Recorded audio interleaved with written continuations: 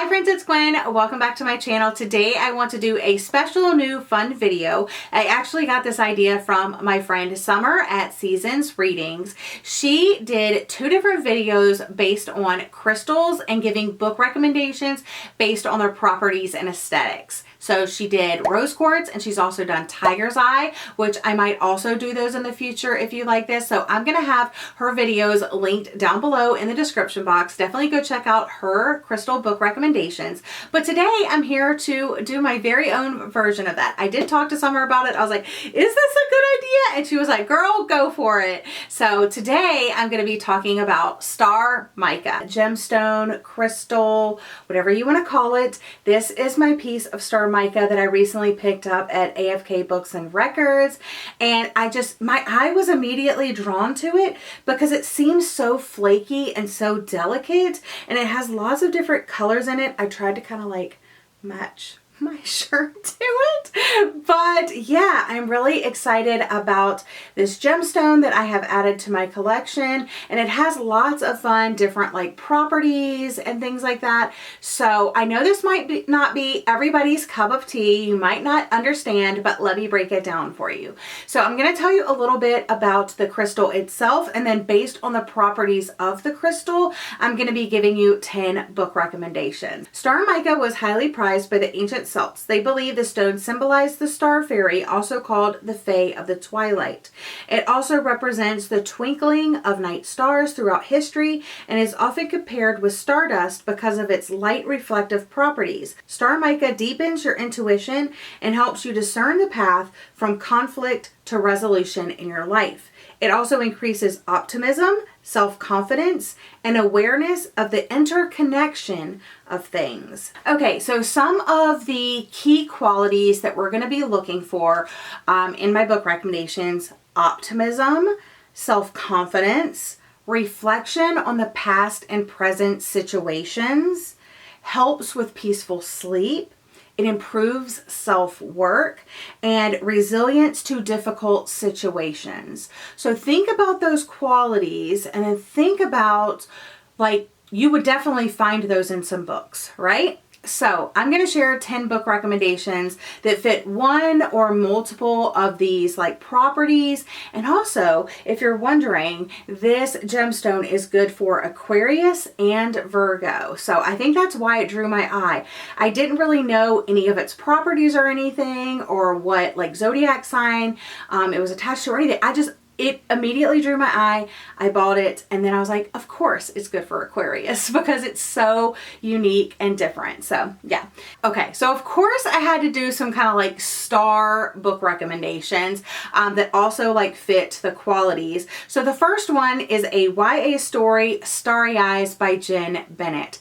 I read this several years ago, and it's probably my favorite Jen Bennett book that I've ever read. Ever since last year's homecoming dance, best friends turned best enemies Zori and Leon have made an art of avoiding each other. But when a group camping trip goes south, Zori and Leon find themselves stranded in the wilderness, alone, together.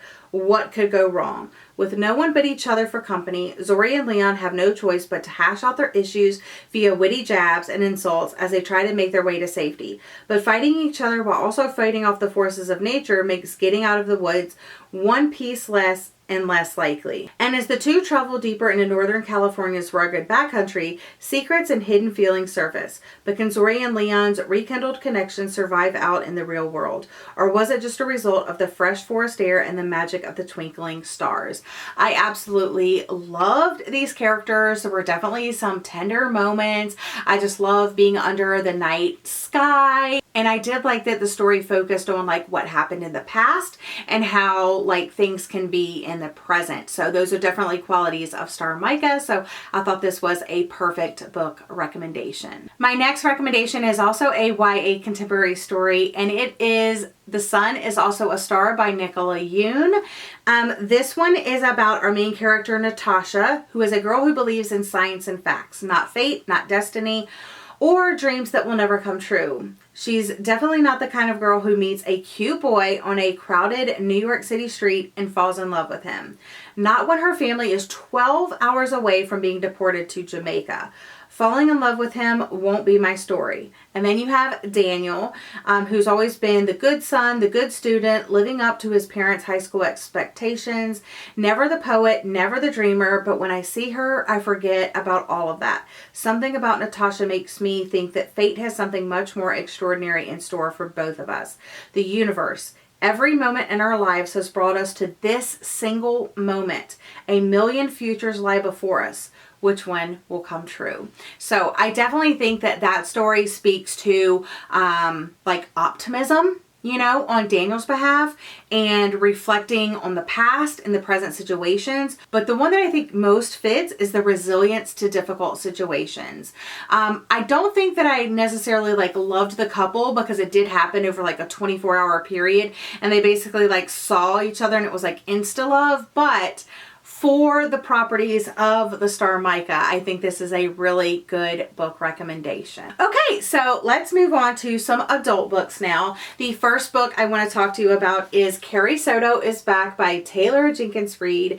I also have another Taylor Jenkins Reid because I think her books are so good. She's my favorite author. So the first one I picked, Carrie Soto is Back by Taylor Jenkins Reid, which I also like that it kind of like matches a little bit, you know, so I love that. But this is about a retired Grand Slam champion, Carrie Soto, and someone like now that's playing tennis is almost like challenging her like world's record. And so now Carrie Soto is like, I have to get back in the game. And it's all about her matches. Like her father is her trainer.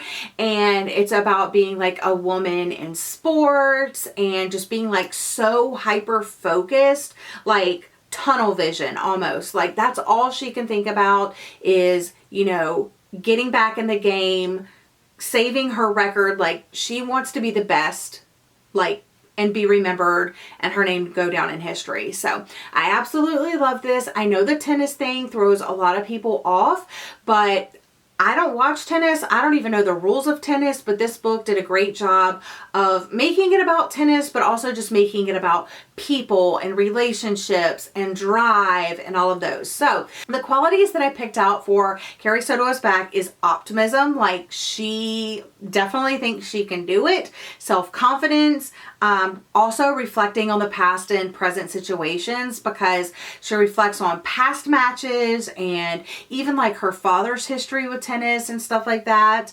And then self-work, like she's training constantly. So Star Mica would definitely be good for Carrie Soto.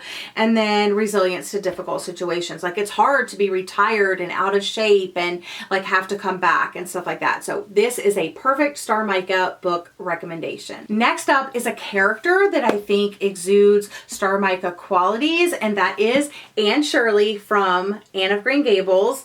When I think of Anne Shirley, I immediately think of optimism. She is that glass half full, see the bright side of things. She's so happy and carefree and imaginative, and there could not be a better character to exude Star Mica qualities than Anne Shirley. But this is about an orphan girl that goes to live with the Cuthberts, and they were expecting a boy orphan, but they got this girl, and she's like, I'm gonna make it worth your time. And yeah, they just form this little family, and it's just the best. So definitely, if you could read any classic, I highly recommend this. I also like the Netflix adaptation. Next, I want to recommend Book Lovers by Emily Henry. This is probably my least favorite Emily Henry, but I want to talk about the two characters because they're very self-confident and very, like, again, focused and determined on their jobs and the tasks at hand. So let's go ahead and look at the properties. So optimism, maybe not so much, but self-confidence, reflecting on the past and present situations, self-work, because they both work in publishing, like one is an editor, one is a publicist, and resilience to difficult situations, because this is about Nora Stevens, whose life is books. She goes on this like sister trip, and then she ends up bumping into Charlie, which is kind of like her nemesis a little bit, but they make it work. They fall in love. It's great. So yeah, definitely pick up, book lovers, if you have not. Next up, I wanted to recommend The It Girl by Ruth Ware, which is a dark academia, past and present, figuring out a murder mystery. But yeah, it also has like, it matches aesthetically, so I thought that was perfect. But with a past and present timeline, you're definitely reflecting on the past and the present. And in this one, they're trying to put together clues of like what happened to this roommate that she had. This wasn't my favorite Ruth Ware book, but you have April Clark was the first person Hannah Jones met at Oxford. Voracious, bright, occasionally vivacious, and the ultimate it girl. She quickly pulled Hannah into her dazzling orbit.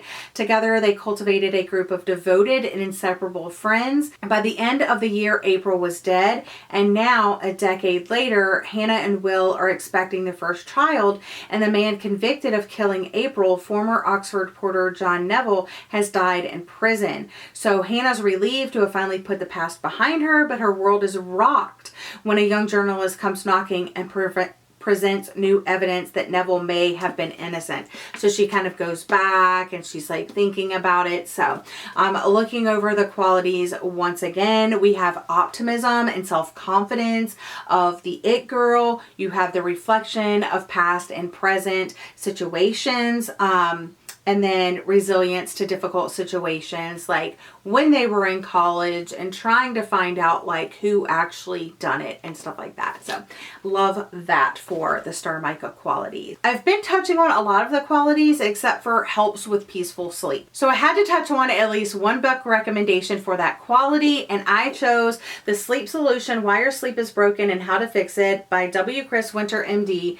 This is the only sleep book I've ever read, but I'm so happy it was this one. I actually checked a lot of sleep books out from the library and started reading this one, and I love how the author made it funny. Like, I was cackling, laughing out loud while reading this book. The humor is untouched.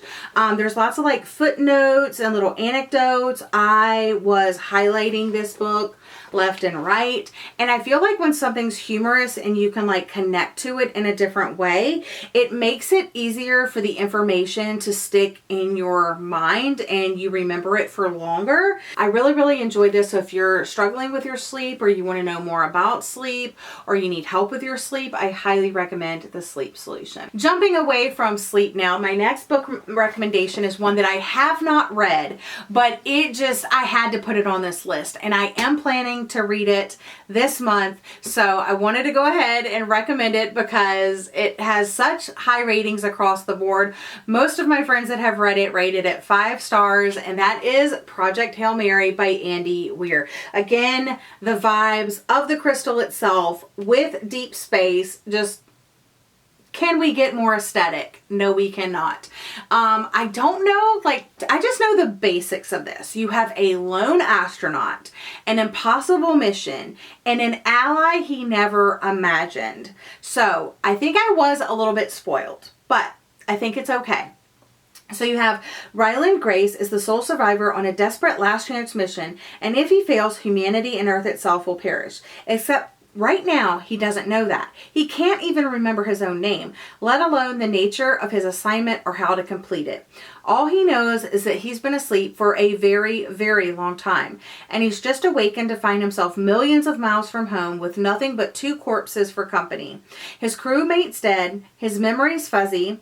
He realizes that an impossible task now confronts him. Hurtling through space on this tiny ship, it's up to him to puzzle out an impossible scientific mystery and conquer an extinct level threat to our species. With the clock ticking down and the nearest human light years away, he's got to do it all alone or does he? So I'm going to be listening to this on audio and reading along physically. I'm very excited to read this, but it's set in space, so that like star, dust, star quality definitely fits. Also, let's look at our properties like optimism. Like, I don't know if he's very optimistic, but maybe another character is. And, you know, maybe he has to be to get back to Earth. And then you have self-confidence, reflecting on past and present situations, improving self-work. Like, he may need to be focused on the task at hand. And then resilience to difficult situations. Hello, being stuck in space definitely fits that. So we have 2 more book recommendations to go. Next up, I want to recommend another Taylor Jenkins Reid book, and that is Maybe in Another Life. This is a great past and present situations, because this is about a woman named Hannah Martin who is kind of having a difficult go at life, and she goes back to her hometown and she goes out with her best friend, and then her life kind of splits.